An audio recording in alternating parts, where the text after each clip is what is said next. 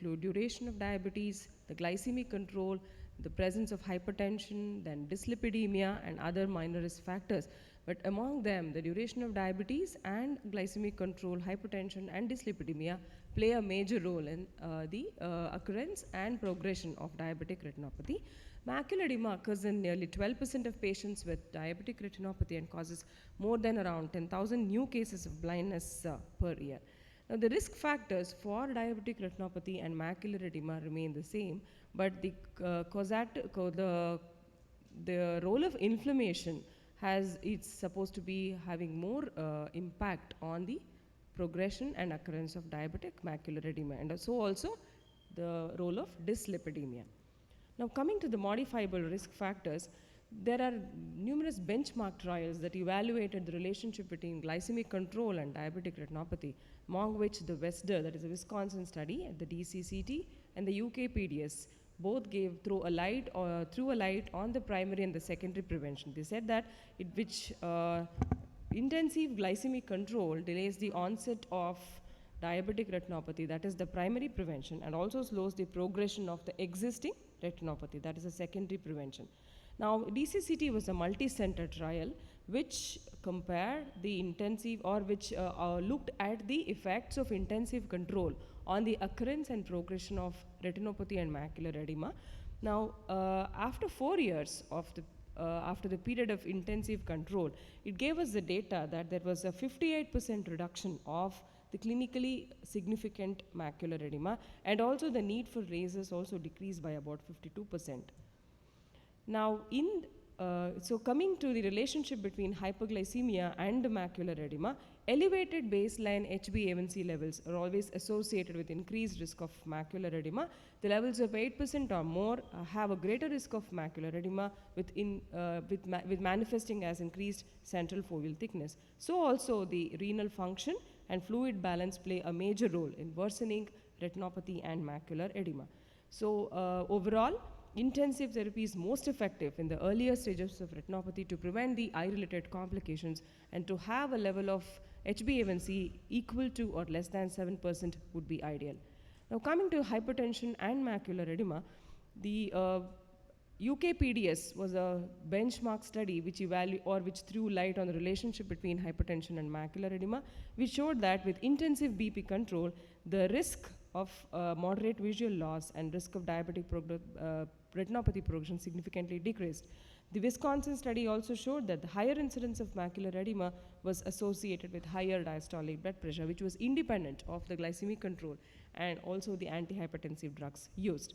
Now, ACCORD-I study had 3 arms, wherein there was an intensive glycemic control and usage of statins and fibrates, and along with intensive control of blood pressure.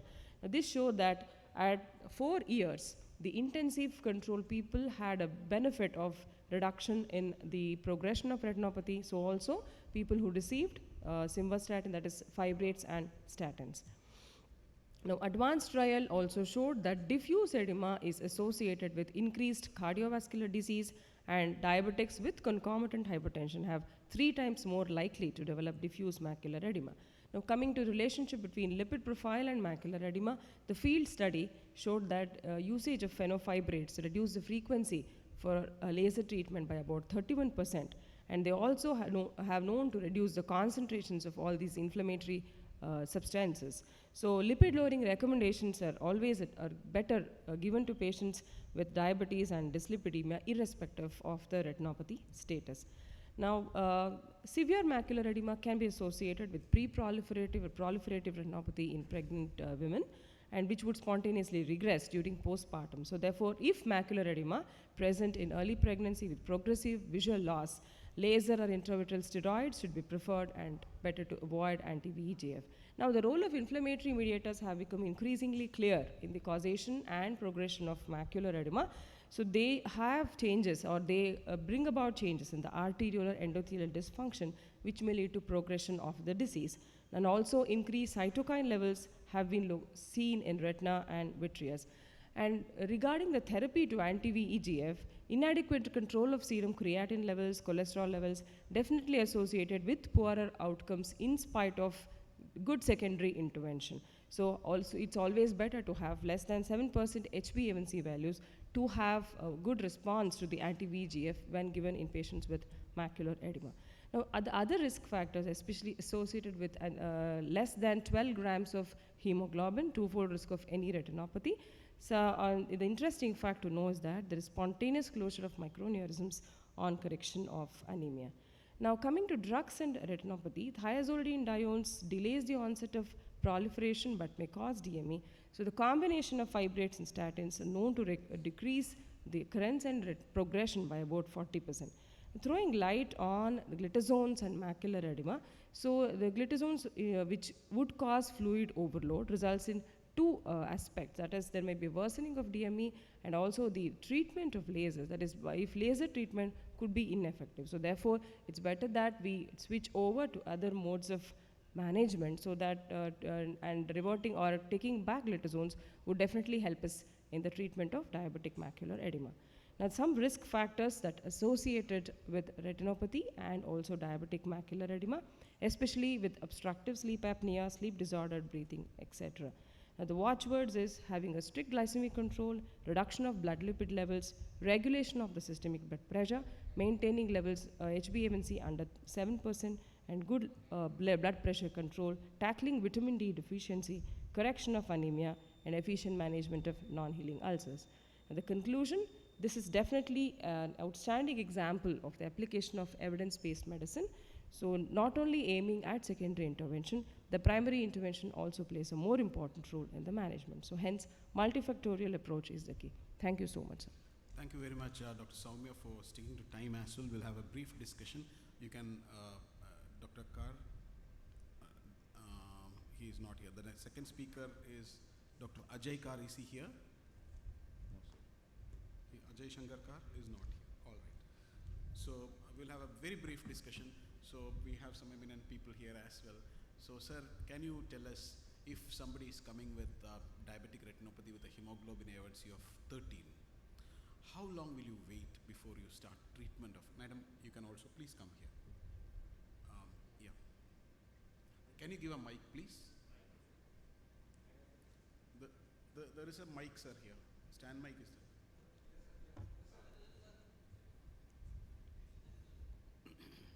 Okay, I am very proponent of controlling the systems, but we need to balance between the clinical condition where it is sight-threatening diabetic retinopathy. That's what matters to us most.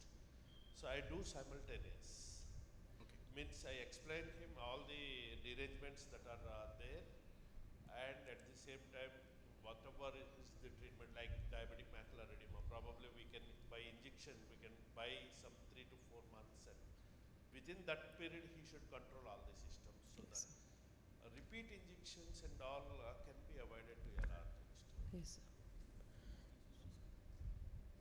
And ma'am, do you usually do blood sugar levels before an intravitreal injection? So most, yeah, definitely, sir. So do you have any cutoff? Or on the day of injection you will do, or you will ask them to come with the blood sugar which is less than like 200 or 250? Yeah, what is so your cutoff usually? Sir, after the diagnosis and in the ophthalmic OPD, then we always send the patient for physician reference. So wherein they would do a fasting sugar, postprandial and HB, both the levels. And then initially we always target less than 160, I mean, the less than 200 is optimal. But many of these patients will require monthly injections. Yes, sir. So yes, every yes. month before the injection, will you get a blood sugar levels done, or how is it done? What happens is most of the times they're under the physician management. So definitely they would have got their values done. So if it is near normal or if it is under the range of less than 200, then we go ahead with injections. And ECG is mandatorily we get it done. Sir.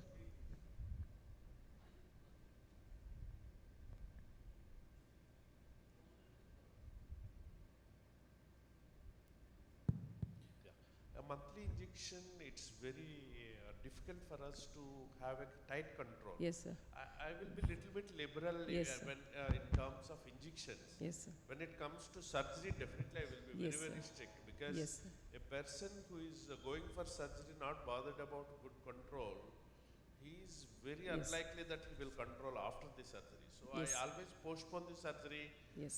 and make them understand that they should control the systems, otherwise they are not going to have a good life. Yes. So always, I'm very, very strict with Yes, sir. surgery, whereas injections I'm a Injections, little okay. bit liberal. Yes. Yes. Thank you, sir. Now, I would like to invite our next speaker, Dr. Gopal Pillai, sir, to Dr. Ajit Babu Maji, to talk about aqueous biomarker and diabetic retinopathy. No, I'm Dr. Gopal Pillai, Okay. and I will be speaking today about inflammatory cytokines involved in recalcitrant diabetic macular edema. So we all know the pathogenesis of DME. It's like the breakdown of the blood retinal barrier and increase in the vascular permeability because of loss of pericytes and altered retinal blood flow. And finally, it is one molecule, the molecule of 2000s, which is VEGF, the vascular endothelial growth factor, which is a central pillar in the development of fluid at the macula or hard exudates at the macula. So we have laser photocoagulation, we have intravitreal injection, we have a vitrectomy. These are the cornerstones of the management of diabetic macular edema. Now, recalcitrant diabetic macular edema is a little more different because you have treated this patient, and many of these patients are not having good results over a period of time in terms of poor visual gains or less reduction of macular edema or even persistence of macular edema or what we call resistance to treatment, which means more you inject also, nothing is happening. So that brings us to this question, whether it is VEGF-mediated macular edema, in which anti-VEGF injections are not acting, or is it cytokine-mediated macular edema, which may be amenable to steroids. So these are some of the studies which looked at which are the cytokines which are upregulated in diabetic macular edema, and you have seen a lot of these, and aqueous humor cytokine changes with anti-VEGF. With anti-VEGF, even though it reduces only the VEGF, it plays havoc within the environment, and that will change a lot of cytokines, and these are some of the studies which shows that as well. So we will look into vascular endothelial the role of VEGF is very well established. It's a pro-angiogenic factor which causes conformational change in the endothelial tight junctions, increasing the leakage. That is one of the mechanism of action. Placental growth factor is another cytokine which is potentially promotes angiogenesis just like VEGF and endothelial cell growth and proliferation. It binds to VEGFR1 which has higher affinity than actually VEGF. Another cytokine is platelet derived growth factor, and then we have interleukin 6 which is a marker for inflammation itself. In all the uveitis and all the inflammation across the body, interleukin 6 levels increases significantly. Interleukin 8 is there. It regulates endothelial permeability by down-regulating the tight junction proteins. Interleukin 10 and monocyte MCP1. That is again another thing, retinal ischemia and atherosclerosis, they will increase the expression of MCP1. It is lower in patients who responded well to treatment. Then we have interferon-inducible 10 kilodalton protein, intracellular adhesion molecule 1 which causes all the adhesions, the tumor necrosis factor TNF-alpha, etc. So this in mind, we did a study to actually look at what happens to the aqueous VEGF levels as well as the cytokine levels in patients who are responders and non-responders. So we had 40 patients in the study in which 1, 2, 3 injections were mandatory, and the 6th injection was also mandatory. The 4th and the 5th injection were PRN based on whether the patient had edema or not. And we looked at OCT, BCVA every month, etc. And aqueous was taken, and we categorized responders and non-responders based on these 3 criteria. We did not look at visual acuity because there are a lot of things which influence the visual acuity, including other things other than VEGF mediated. So macular thickness reduced more than 40% in the first 3 months.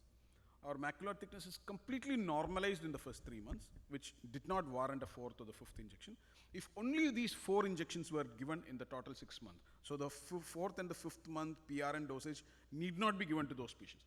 If all these three were present, we told they were good responders. If all these three were negative, then we said they are poor responders. So it is not a cut in between, it is a either side that we took in. And that is how we defined responders and non-responders. And then we looked at cytokines as well as aqueous levels. And let us go to the results. So you can see that the VEGF levels significantly dropped month after month after month. You can see that 1, 2, 3 months are mandatory, and so VEGF levels significantly reduced. And the 4th and the 5th month, basically, injection were given only to the non-responding group of patients. And that is why you can see that the VEGF is slightly higher. Now, this is the change in VEGF. And vision, this is logMAR visual acuity, which kept on improving. And this is the change in visual acuity. Central macular thickness also significantly improved. You can see that the green is the responder and the brown is a non-responder. And you can see that the responders improved significantly in CMT as well as visual acuity, whereas the non-responders did not. So that is one thing. So this is the VEGF level, which is at the baseline. And this is at the 3rd injection. You can see that there is hardly any difference between the responder and the non-responder in terms of VEGF, which tells us that VEGF is something which is not responsible for the recalcitrance. And when you looked at the 6th injection, actually the responders were the ones which have more VEGF. All right. So then we had 3 groups, one with VEGF is very high, which was behaving a little different from the others. And then we looked at the cytokines. I'll just go to the results. Interleukin 6 was significantly high in non-responders. Interleukin 8 was significantly high in non-responders. IP10 and MCP1. These 4 things were significantly high, and this was published. And these were the protein differences between responders and non-responders. And the findings from the study had told us that VEGF reduces very well in both responders and non-responders. So the non-response or the recalcitrance is not because the VEGF is not reducing, but because the cytokines are higher in those patients. And that is how in those patients we may have to use corticosteroids or specific markers. Like we are moving into more personalized medicine, looking at what is happening inside each person. It's not diabetic macular edema as a whole and treating with one particular drug, so personalized medicine coming in. So we did Ozurdex and we looked at what are the changes in cytokines in Ozurdex. So this is the visual acuity and central macular thickness improves, and these are the cytokines which reduce. You can see here that interleukin 6 was very high, which reduced significantly with Ozurdex. This is in the first 3 months, and this is later. So if you did not give Ozurdex in the first 3 months again, 3 monthly Ozurdex, you can see the surge of interleukin 6 from 342 to 1200. This is the reason why in Ozurdex, probably there is some sort of a rebound edema if you do not treat in time. So in conclusion, the reason for variability is basically genetic, and VEGF and VEGFR polymorphism may regulate anti-VEGF, and alternate signaling mechanisms and protein candidates may need to be looked at. Thank you very much. Thank you, sir, for enlightening us about the aqueous biomarkers. So is there any role of measuring the interleukin in systemically, because measuring them from the aqueous is invasive. So can we go systemically in the blood profile and measure them, and do they have any relation with that? Yeah, a diabetic patient will have a lot of other problems, including leg ischemia. So systemic measure would be a very poor biomarker.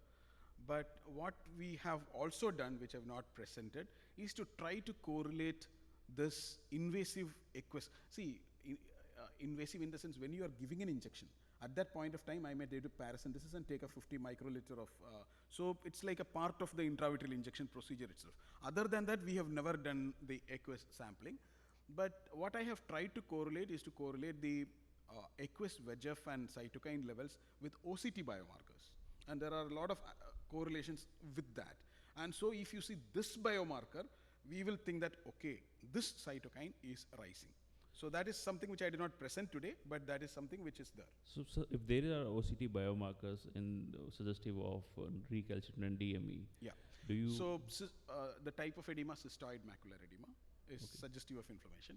High reflective spots, increased number of hard exudates, loss of external limiting membrane.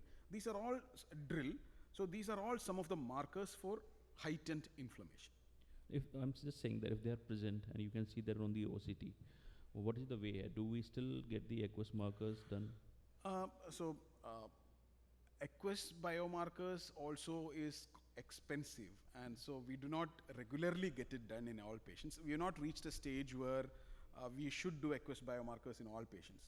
But the idea is to generate a kit where in the first injection itself, currently what is our paradigm? We inject the patient with 1, 2, 3, 4, 5, 6 anti-VEGF, and if it does not respond, then we will move to, maybe we'll move after 4 injections to another anti-VEGF and then only move to a steroid.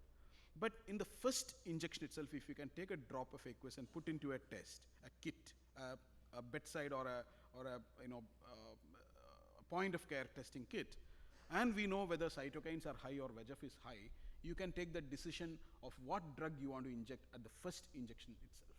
That's the advantage. Sir, comparing the specificity of the aqueous biomarkers compared to the OCT biomarkers, what do you think? Which fare well? Like, it's quite obvious that the interleukins, which are directly measured from the aqueous, will be a more stringent biomarker than the biomarker that we see on the OCT. So, what do you think, sir? Yeah. So, a large number of testings are required to actually standardize the biomarkers and correlate them with aqueous biomarkers and OCT biomarkers. Large number of biomarkers are required. Large number of tests and sample size is required. That much sample size I do not have. So, I agree with you that the specificity and spin sensitivity of the correlation is not very high. So, I think future studies will require to do that. Thank you, sir. An excellent talk. Dr. Ajit, would you like to add something to any experience that you have with the biomarkers? Okay, thank you, sir. Now I'd like to invite Dr. Ajit, sir, to... Ajit sir is a master in diabetic retinopathy surgery, and I have after my formative years, after I have 10 years of retina practice, I still went and saw him operate to learn a lot of tricks. Thank you, sir. Please. That is overkill. Good morning, everyone, and I would like to thank the AUS for giving this opportunity. And I want to share my experience in surgery with advanced proliferative diabetic retinopathy. Why is it required? I have no financial disclosures to make. Diabetes definitely achieved a epidemic proportion, and the number of diabetics walking into our clinics is really increasing day by day, and we should be very well equipped not only for handling the mild to moderate non-proliferative diabetic retinopathy, but advanced PDRs and advanced PDRs. Diabetic retinopathy, everyone knows that it passes through different stages, and at early proliferative diabetic retinopathy, we can prevent the blinding complications. However, somehow we are missing that in our country, and the patient lands up with a very advanced proliferative diabetic retinopathy. So it's by doing, letting the patient go into the advanced proliferative retinopathy, we should be well equipped for the vitreoretinal surgery. And let us see how it can be handled. This is a case where it's a simple kind of a proliferative diabetic retinopathy with definitely there are so many, the neovascularization is there and a mild subclinical traction is there. And as usual, this patient undergone panretinal photocoagulation. But within 3-4 weeks, the patient lands up like this. This is purely, if you see the middle photograph, there is a regma formation post laser, and this patient landed in advanced combined retinal detachment.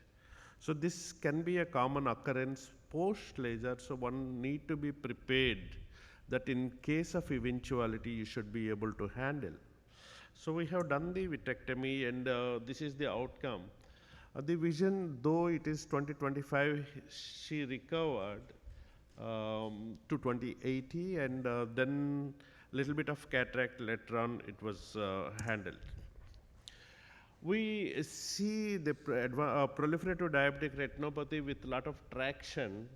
though there is no vascular, highly vascular component, there is a traction which is threatening the macular center where you need to intervene and give a stability, which in these patients on long-term basis is very, very essential. This is an engineer who came with a bilateral advanced proliferative diabetic retinopathy. Both eyes vision is 2200 and 2400, and he's out of the job. This patient, we have intervened one eye after the other, and fortunate to me, he stabilized and his vision gained at 2030 with a near vision of N6. I put him back into his profession. It's mainly I saved one family from bankruptcy. Proliferative diabetic retinopathy with a lot of macular fibrosis. I always call it as a premacular fibrosis, which again requires a surgical intervention. And this is another example of that. And with intervention, you can not only stabilize the proliferative diabetic retinopathy, but the field you can improve a lot. This is very essential in stabilizing. And some tractional detachments where the central macula is attached, but there is a severe traction which in near future can compromise the macular health. Such patients should be intervened surgically. This is the outcome of that same patient. And in subhyaloid hemorrhage of proliferative diabetic retinopathy, one need to understand that the posterior hyaloid is very thick and a YAG hyaloidotomy may not be sufficient. And second is, in these cases, by YAG hyaloidotomy, you are not addressing the primary pathology where there is a proliferation and ischemia. So surgical intervention always a good option to stabilize the eye and give a good visual outcome which is long lasting. And this is very type 1 diabetic female of 23 years with came one eye I operated, and the second eye she came all of a sudden with a severe drop in vision, and we have done the vitrectomy and stabilized this eye. That way we always do a surgical intervention to stabilize. And this is another specific indication of anti-VEGFs in before surgery. And when there is a vascular component which is very predominant, intraoperative hemorrhage can be a big possibility. And to avoid that, you can see very first post-op day picture how bloodless it is after the surgery. And when you are dealing with an advanced PDR, you need to see this patient, if the vision, it is relatively good 20/60 vision, but he was fumbling in coming to the clinic because the loss of field. And he's a businessman in South Africa, and only eye he is having, so we intervened and he got 20/50 vision, but more importantly, he's confident in moving around. And this is ultra advanced. You cannot imagine such cases can come. And bilaterally, he was intervened, right eye only 2 meters outcome, and the second eye 2200. But visually, he's been comforted. And all surgeries do not mean that it will only end up in good outcomes. This is post VR surgery with a traction retinal detachment. Again, we intervened and stabilized. This is in the other eye, which again with a large retinal break. It was done in one of the premier institutes. So we have again intervened and stabilized. Though he got 2200 vision, it is a stable retinal status that is more important in these cases. So I would like to conclude that prevention of advanced stages of proliferative diabetic retinopathy is very, very essential. However, if the patient advances to an advanced proliferative diabetic retinopathy with secondary complications, we should give a good stable outcomes with VR surgery. Thank you very much for your patient listening. Thank you very much for an excellent talk, sir. And the best way to find yourself is to use yourself in the service of others. Yeah. Always. Yeah. So we will have the other talk on diabetic vitrectomy, and then we will have a discussion together on diabetic Thank you. vitrectomy. Okay. and then we'll move to lasers. Has Dr. Ajay Kar come? No. Hello. Over to Dr. Uma Mahesh for diabetic vitrectomy. Thank you for the scientific committee and moderators. So today I'm going to speak about the diabetic vitrectomy. Can you show me the slides, please? So today I'm going to discuss about the pathophysiology, pathoanatomy, and the surgical indications, preoperative surgical procedure, and intraoperative and postoperative complications.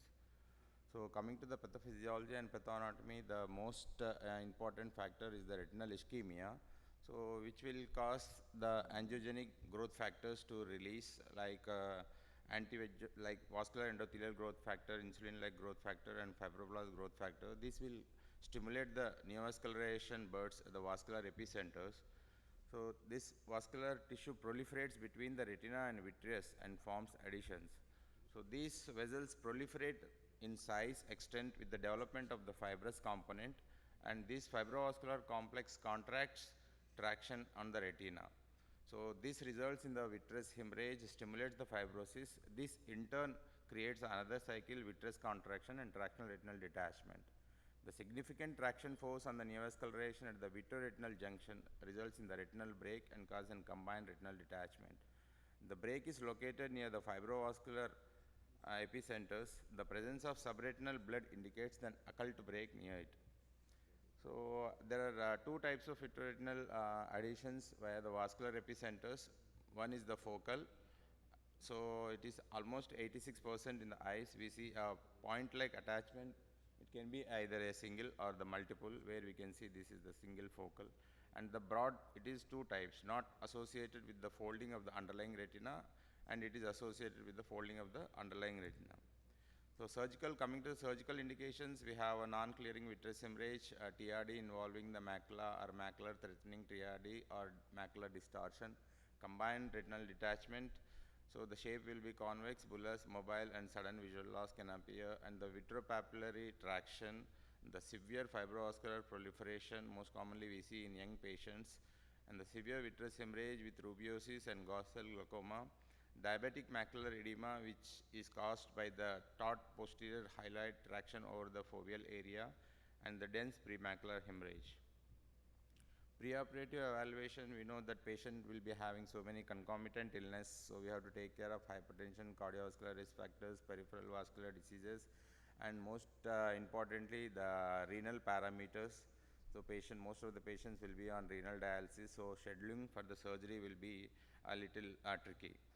Benefits of the surgery, we have to weigh against the anesthesia risk, taking into account of the patient's probable lifespan, visual need status, and the fellow eye status. Detailed ophthalmic examination, the duration of the visual acuity symptoms, loss of best corrected visual acuity, pupillary reactions, and we have to look for the iris for the NVI. If there is, then we have to do a gonio to see for the neovascularization of the angles. Coming to the investigations, if the patient is having a clear lens in between the surgeries, if the chances of touch is there, we have to do an A scan, we have to do a B scan where the media is opaque, and if it can make out by FFA foveal ischemia, we have to do that, and inform about the detailed surgical complications and the post-operative care. So if we use a gas tamponade, we have to tell the patient the risk of cataract, avoid air travel, and document informed consent is very important. So what is our surgical goal? Surgical goals are to remove the vitreous hemorrhage to provide the clear media, and the excision of the posterior hyaloid and epiretinal fibrovascular membrane to relieve the vitreoretinal traction. Application of the endolaser photocoagulation, which will achieve in the regression of proliferative tissue. So the vitrectomy procedure, mainly it consists of segmentation. So where we cut, when the two traction are there, we cut in between to release the tangential traction, and delamination for the anteroposterior traction between the vitreous surface and the posterior hyaloid by removing the fibrovascular tissue and ILM, and the end block where we peel the entire fibrovascular tissue. So these are my little surgical. This is a simple vitreous hemorrhage case. So where anterior vitrectomy is done, and I have done the total vitreous clear. It is a lasered case of PDR. Short 1 minute videos. So we can see this is the focal attachment over there. So any vitreous surgery, we think that it is very simple, but once we go inside, it can bleed from anywhere. It will have a many pillar-like projections. So once we peel the posterior hyaloid, then everywhere it starts oozing. So we have to do a cautery to the oozing areas.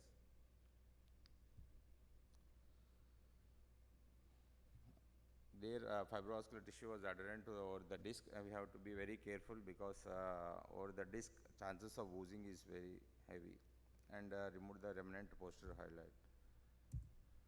So this is another case of subhyaloid hemorrhage. This is the thick posterior hyaloid.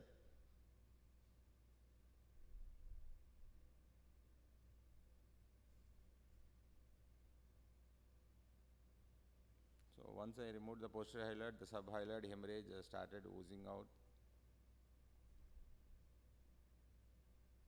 So this is the subhyaloid hemorrhage. Just by active aspiration, it will come into our cutter. Even we can aspirate it with active aspiration silicone tip. This is the fibrovascular tissue which is been separated over the disc. And we do a laser remaining. So this is a case of tractional retinal detachment, where we can see many tractional detachments around the arcades and the hemorrhage. So here we can see the whole blob-like tractional retinal detachment, temporal, infratemporal to the fovea.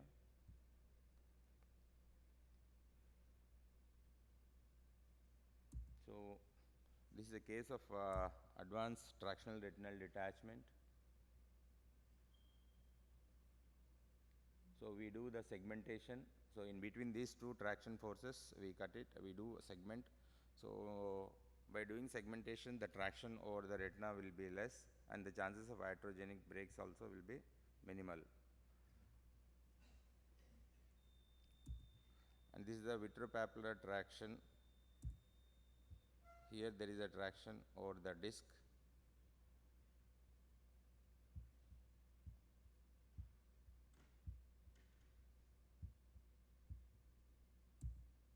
This is a case of combined RD.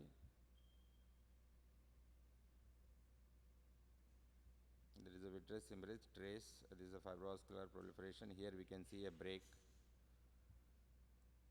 So we do surgery just like normal retinal detachment surgeries, like regmatogenous retinal detachment, and we relieve all the tractions. This is a case of extensive fibrovascular proliferation TRD, where we have a severe hemorrhage. Only thing is, while doing the surgery, it will take little, we have to spend more time, and we should have so much patience.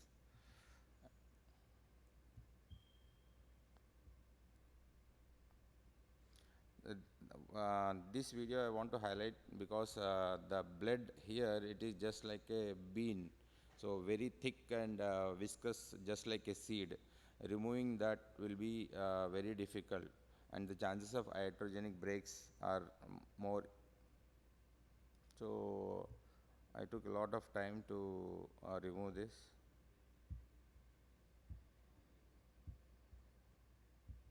Just slowly by nibbing, I have removed the entire blood.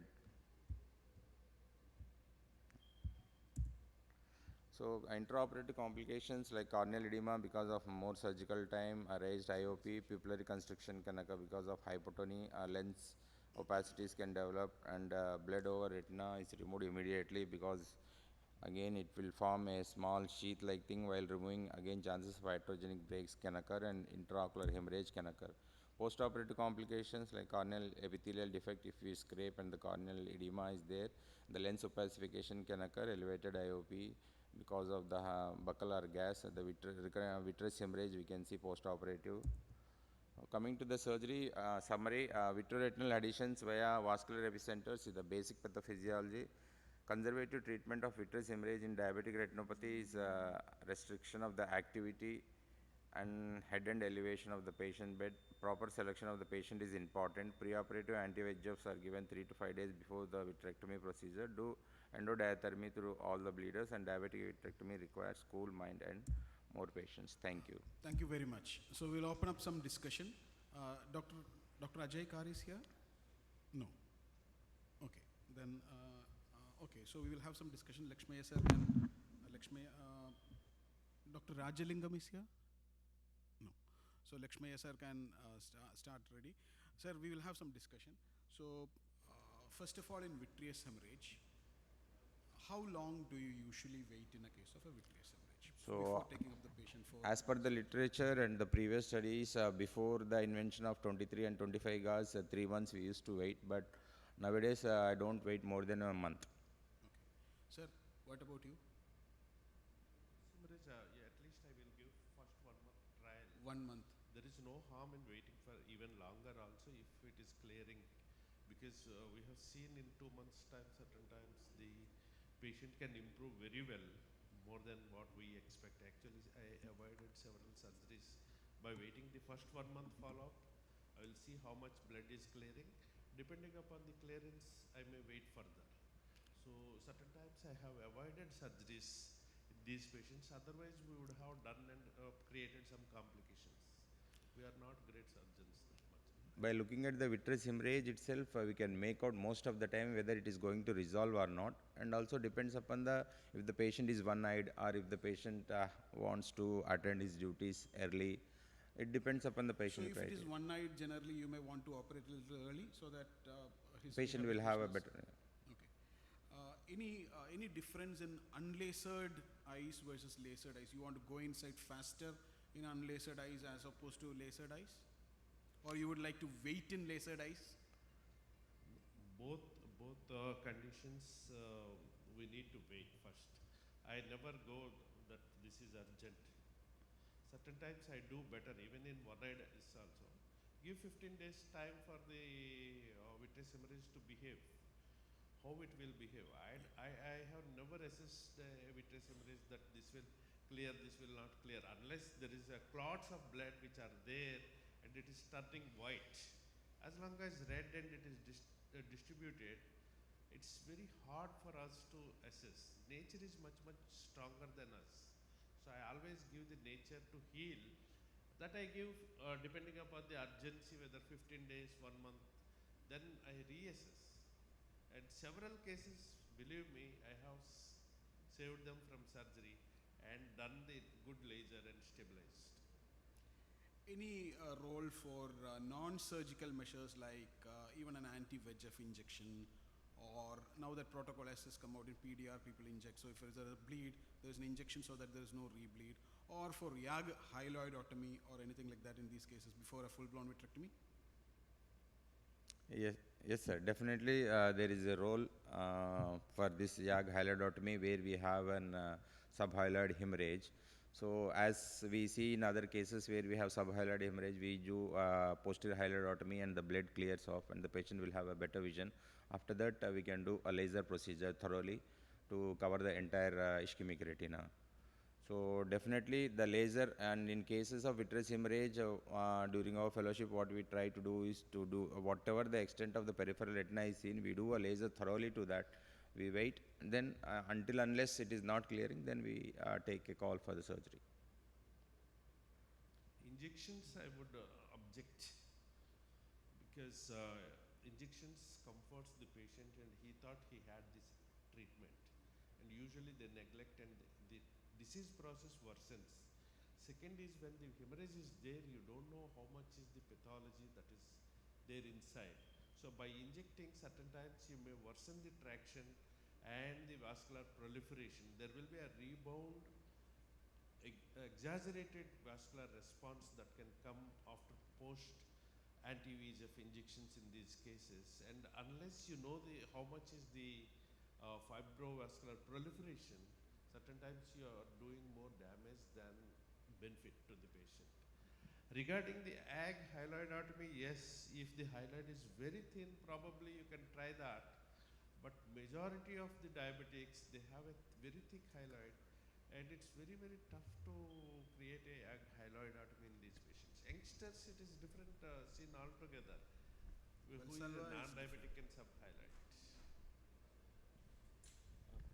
In any of the cases, they were excellent surgeries to start with. Pardon, And pardon. your surgeries were excellent. There were excellent videos.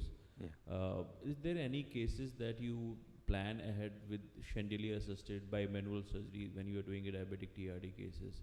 Any kind of cases that you keep chandelier with you so that you can use manual segmentation with the help of scissors or visco?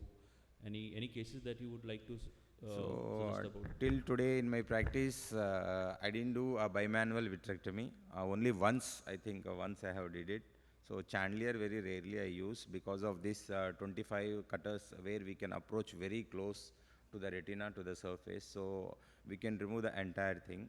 So like very severe proliferative diabetic retinopathies are just like a small bleb, like a bleed, small ball-like bleeds are there, which is very stuck adherently.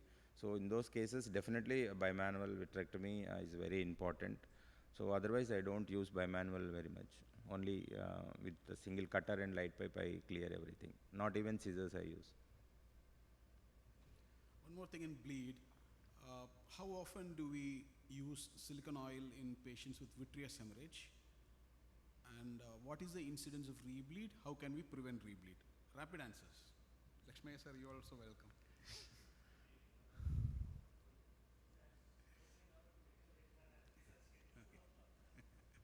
Okay. Prevention. That is the another way of preventing bleeds. But silicone oil do not stop bleeding. That's my statement.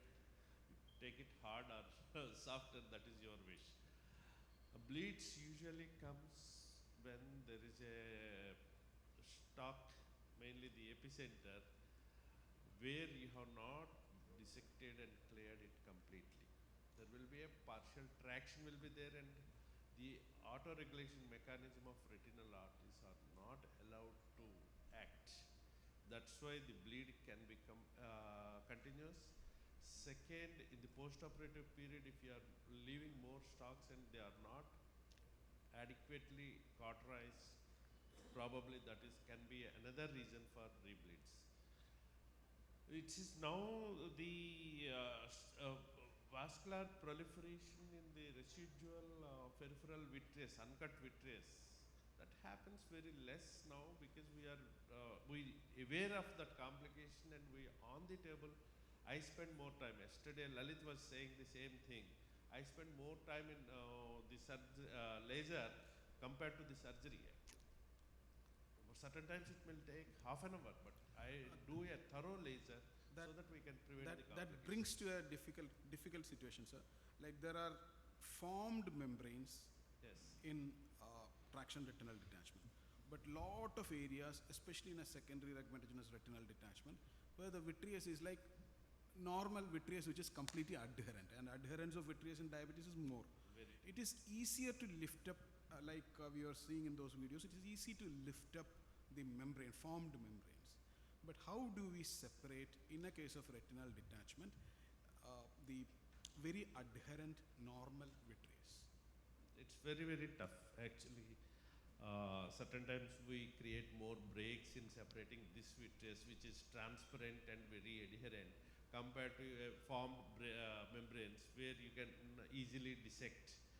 So these things you should first deal with the areas where it is easily dissectable, then go from the periphery and come to that area. I always think about downsizing the traction on the table. So that always be easy if your dissection is in other areas where you can complete more and then come to the most difficult area last, so that even if you get defeated on the table, win will be ensured, because majority of the area you have already settled and only small area that need to be dealt with. Thank you very much, sir. Thank you for the enlightening discussion. Let's move to the next talk. Dr. N.C. Lakshmaya, sir, my teacher. Role of PRP in diabetic retinopathy. Good morning, everybody. First of all, I thank AIOS and AIOS for giving me this opportunity. And having gone through these advanced surgeries and all, let us go to the basics, how to prevent the complications. And diabetic retinopathy is one of the leading cause of preventable blindness. And with advent of anti-VEGF, this has revolutionized the treatment of many retinal disorders and also in diabetic retinopathy. However, lasers remain the basic treatment for diabetic retinopathy. I will discuss the role of pan-retinal photocoagulation in current era where anti-VEGF has come into major role. So first of all, before going to the treatment, we will discuss the pathogenesis of diabetic retinopathy. As we all know, diabetic retinopathy is a macroangiopathy which has two types. One is the increased permeability of retinal capillaries leading to edema of the retina, and other is the closure of retinal capillaries leading to retinal ischemia. This ischemia leads to production of variety of growth factors and interleukins and other growth factors which stimulate the formation of new abnormal capillaries, thereby forming neovascularization and later on lead to vitreous hemorrhage and fibrovascular proliferation. Coming to the mode of action of pan-retinal photocoagulation, when we do laser, the laser light is absorbed by the pigment cells, resulting heat leads to cellular destruction of the outer retina, especially the photoreceptors. This focal destruction of photoreceptors and pigment epithelium leads to the improved oxygen supply to the inner retinal layers. This is because the outer choroidal retinal capillaries are more nearer to the inner retinal layers, so there is increased supply to the inner retinal layers, and this improved oxygen supply to inner retinal layers decreases the number of viable hypoxic cells in inner retina and thereby reducing the production of VEGF and other regulatory factors. We all know the pan-retinal photocoagulation is the old and golden standard. It has been tested for more than 4 decades. There is strong evidence for pan-retinal photocoagulation for lot of studies, especially diabetic retinopathy study and ETDRS study. Diabetic retinopathy study, this is a randomized control trial. Around 2,000 patients were enrolled in this study, and this was done especially to determine the role of photocoagulation to prevent the pure visual loss in diabetic retinopathy, and also this was done to determine the efficacy of argon and xenon laser. The conclusions of diabetic retinopathy, this diabetic DRS study has identified a stage of retinopathy, high risk proliferative diabetic retinopathy, and they have identified that laser photocoagulation this stage has very beneficial effect. This has reduced the 5-year rate of severe visual loss from 50% to 20% after treatment. Definition of high risk PDR, any neovascularization of the disc more than 1/4 of the disc size, any neovascularization elsewhere more than 1 disc diameter, and any NVE and NVD associated with preretinal hemorrhage or vitreous hemorrhage. Coming to one more most wonderful RCTs in present era, early treatment diabetic retinopathy study. Around 4,000 patients were enrolled in this study, and the aim of this study was to compare the early photocoagulation versus deferred photocoagulation, especially in mild and moderate to early PDR, and to evaluate the effect of photocoagulation diabetic macular edema and determine the possible effects of aspirin in diabetic retinopathy. The recommendations of ETDRS are PRP should be done promptly in high risk PDR, and it can be, PRP is not advised in mild to moderate NPDR. However, there are some situations where early PRP can advised, especially if there is poor compliance from the patient, if you think the patient will not follow up to you and his diabetic status is not maintained properly, and especially other situations like development of renal failure, poor glycemic control, pregnancy, and extreme illness. Coming to the complications of PRP, they are very minimal usually. They diminished contrast sensitivity, color vision, and dark adaptation, and sometimes there can be inadvertent foveal or optic disc damage This is especially usually due to inadvertent cooperation from the patient or while doing the photocoagulation, and these are very rare usually. Coming to role of anti-VEGF, anti-VEGF has modernized, revolutionized the treatment in all retinal disorders, and in diabetic retinopathy also it is very helpful in reducing the severity and lowering the likelihood of macular edema. But some studies have shown that eyes treated with anti-VEGF should have regular follow-up, because once the regression of occurs, if there is not these patients are not followed and not closely monitored, a stoppage of anti-VEGF can lead to rapid worsening and more progression, or as already Dr. Rajesh sir has said, this can stoppage of anti-VEGF can worsen the progression if not closely monitored. So we should be very careful, and the patient should be very well educated that he should have a close monitoring and should have close follow-up after anti-VEGF treatment. So, in conclusion, PRP is a time-tested treatment and which is proved by robust randomized clinical trials, and it has been in treatment for more than 40 years. It has a finite end, unlike anti-VEGF where we have to be follow up completely, and this is an external procedure with no risk of endophthalmitis and no systemic side effects. So whereas with anti-VEGF, it does not address the basic pathology, it has no definite end, it is costly, risk of endophthalmitis and other risk side effects. Thank you.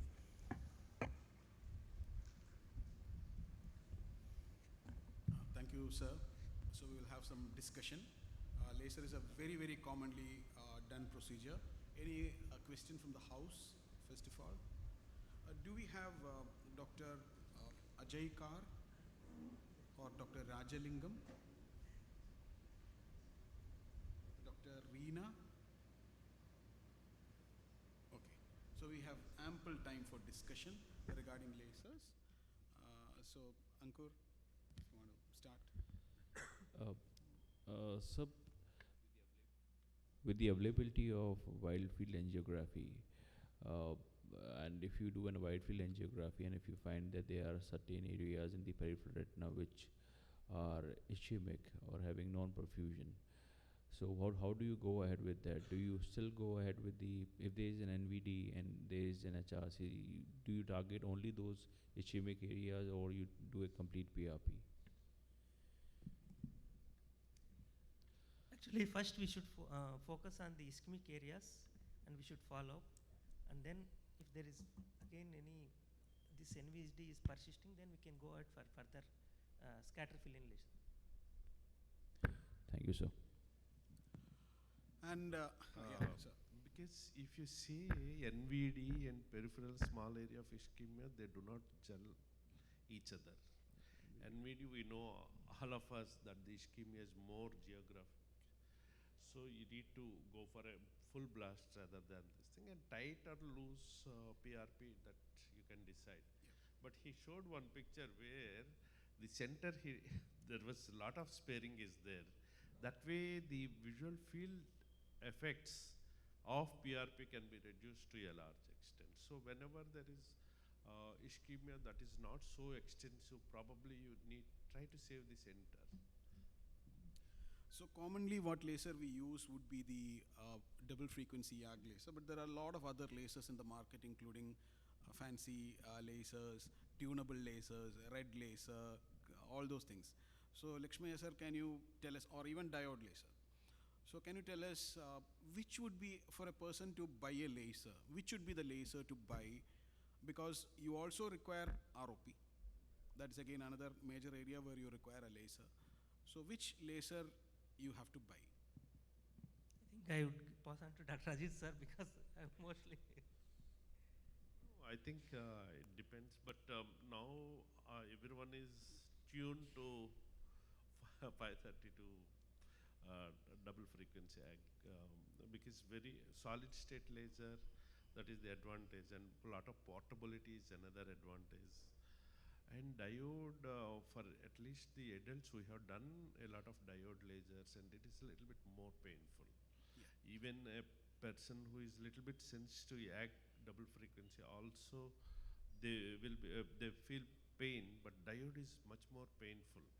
So to avoid the pain, you probably this thing. Only advantage is it's a deeper burn, and so the protection for the photoreceptors, but that you can adjust with the power you are using during PRP. Actually, most of the people, younger generation, I don't want to say younger generation as a whole, but some people they don't know how effectively they can use the laser.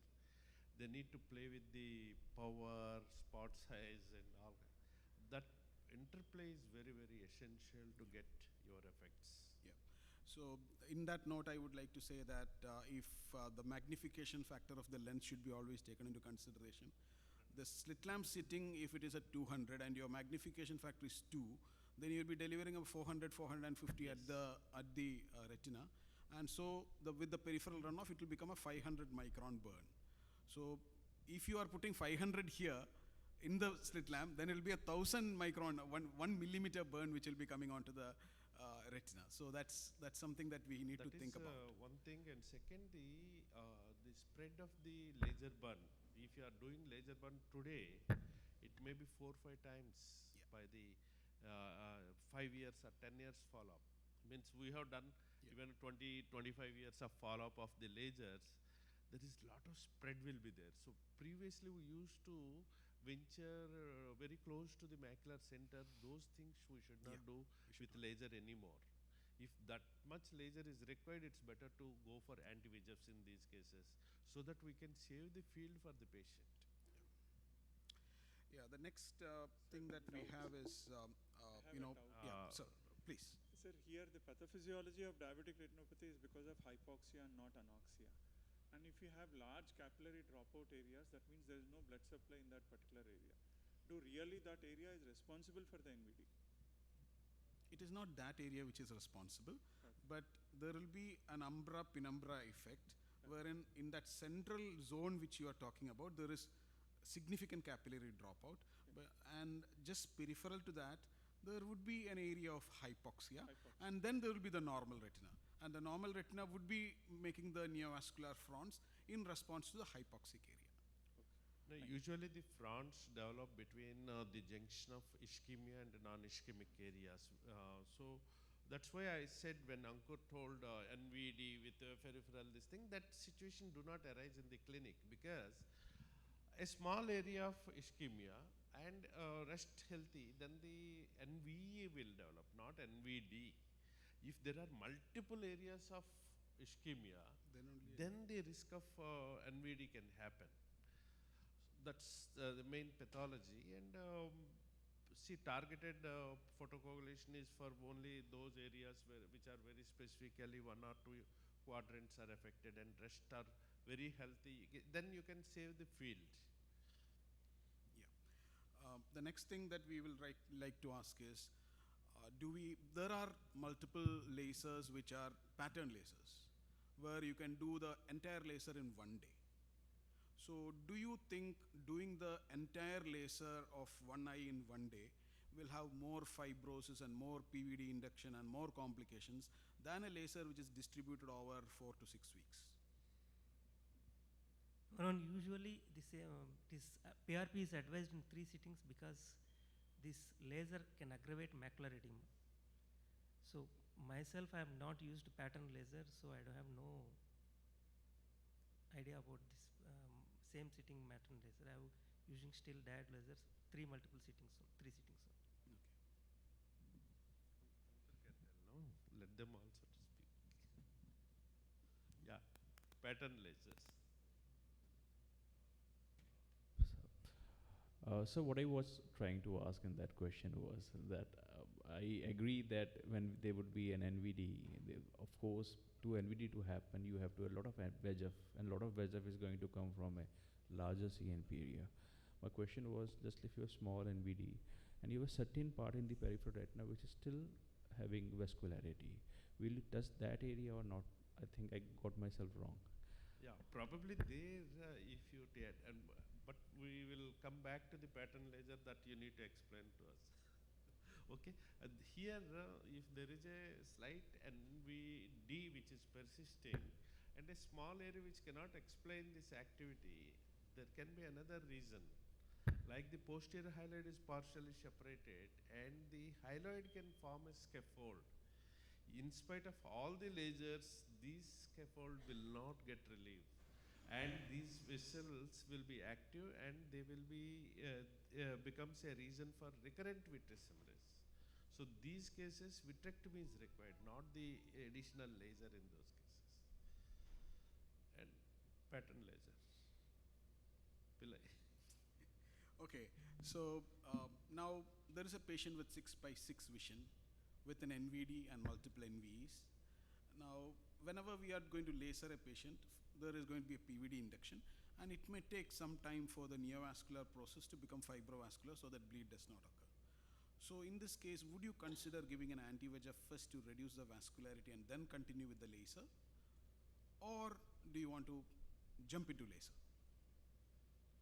Mallika ma'am, please come here. Yeah. No, sir will. In these cases, see, you need to weigh because laser you are doing today. Yesterday we discussed this part actually.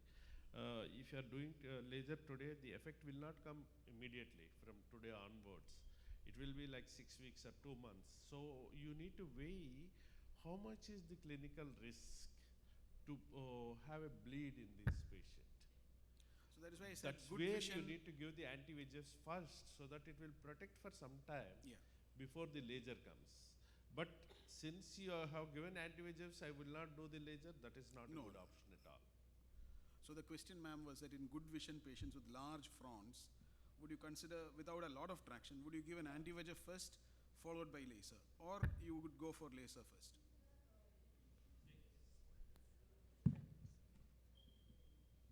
So there are different, see one aspect is the economics. If the patient cannot afford, then we just tell them that you might bleed as I start the laser. And many of them can afford the anti-VEGF. You'll give anti-VEGF and start laser same time. It's not that later on means after 1 week. You do the PRP1 and inject. Also if it's a one-eyed patient and so then they become blind, then there is a more indication. If the other eye is good, you might avoid it.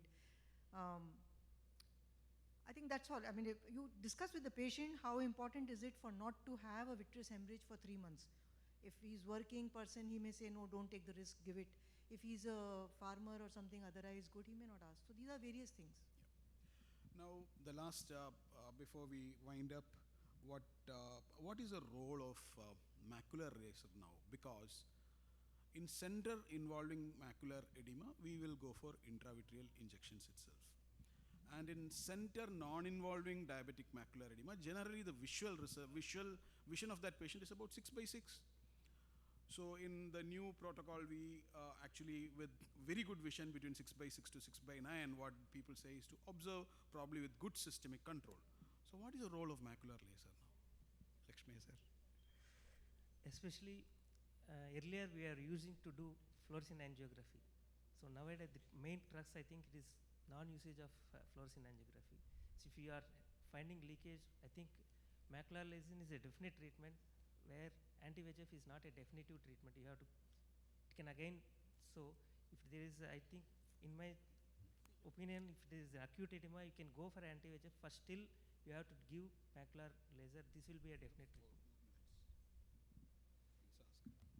Yeah, even in the drcr.net, they have found that definitely laser reduces the need for injections in the long term and has a long-term benefit. So it has not completely eliminated laser at all, even the DRCR.net. So I think we have become lazy, to be very honest. We don't want to do angio, we don't want to sit down at the laser. But ideally speaking, we should be doing, because all those patients we used to do before anti-VEGF, they are still doing so well today. They come with flat maculas. Ma'am, but in protocol I, in the prompt laser arm in which the laser was done immediately versus the delayed laser arm in which it was done after 4 months, the number of injections the first year remained 9 in both the groups. We are not talking of first year. We are talking of the rest of the life. That is where the laser effect will take over. Or at least it will reduce the number of injections if you reduce the leakage to some extent. Even in cases of BRVO and all, we do see that once we do the laser, many of them don't need any more injections, where we were fed up earlier with the same patient. So I think laser has a definite role. It has a long-term role. Even in hard exudates resolution, it has a long-term role. But while doing the laser in the macular area, again, we need to be very, very careful. What is the spread of the laser spot and how effectively you can use? Means you need to plan. It is not simple doing macular laser as a routine like grid, C grid. Don't follow that. Yes. Sir, with the availability of these multi-spot lasers and in the institutions which usually buy them, sometimes when you are giving a grid pattern, a square grid, burns come to a certain extent, and though the top few dots, they don't come, although the energy is delivered. At the same time, if you start using single spot lasers, which we start our life with, we have to sit down with every patient. So compared to these multi-spot lasers and single spot lasers, for a beginner or for a young ophthalmologist, what do you suggest? Your question is for PRP or for macular laser? Sir, PRP. For PRP. PRP multispot definitely reduces your time and effort, and then later on the supplementation can be done with single spots, because then you don't need a grid predefined pattern. You have to go in between the spots. But initially, yes, the PRP. Now in multi-spot, it is easy for the beginners to do. Okay. Single spot is most difficult because they need to have the patience which most of us lack in every spot putting in. But if you see, the effective power is reduced with multi-spot. That's why you are likely to finish in 1 or 2 sittings, not 3 or 4 sittings. Only thing is, what we have found that with multi-spot, there is recurrences are more compared to a single spot effective laser. That's where we can save the multiple widgets with the multi-spot, but the effectiveness of a long run is little bit less compared to a regular. So that brings us to a end of this session, diabetic retinopathy. Yeah, you want a question? Yeah, this is the last question. Sir, vitreous hemorrhage is happening due to when we are doing PRP. Is there is reason of hitting on the NVs or NV fronts? Yeah, we should not be hitting on the NV or so NVD front. Can we draw the diagram initially before doing the PRP? Can we avoid those areas like FUPs? We are avoiding 2 diameters away from the FUPs. Yeah, we should avoid. So like that we can reduce the anti-VEGF and means Yes. not giving to anti-VEGF, and we can prevent VH before the lasers. Yeah, VH is not only because you are hitting the neovascularization, but the vitreous scaffold will be there on top of it, which gets PVD. separated. So Yes. PVD induction is what causes the bleed. Another question, sir, like I'm going for RVOs. We are having BRVO, CRVO and HRVO. And CRVO, if it is developed NVD, we are going for PRP 3 sittings or 2 sittings. And if it is a BRVO or HRVO, if it develops NVD, how we will proceed for lasers? Is it that quadrant only we will do, or Generally, BRV we will only do that quadrant. for NVD also? Yeah.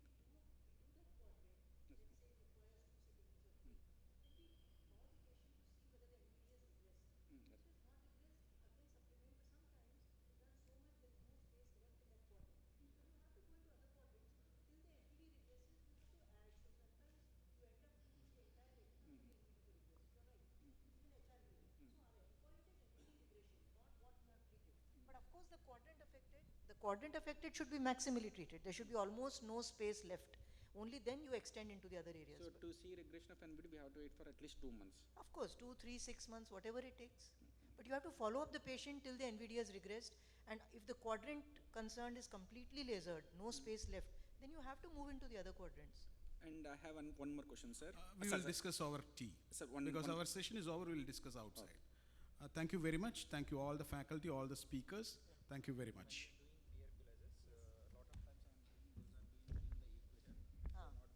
They should go. Yeah, you have to press and go depress. Scleral depression and. But I have seen 90% of them. Yeah, most people don't do it. See, as long as your new vessels have regressed, that doesn't matter. New vessels have not regressed.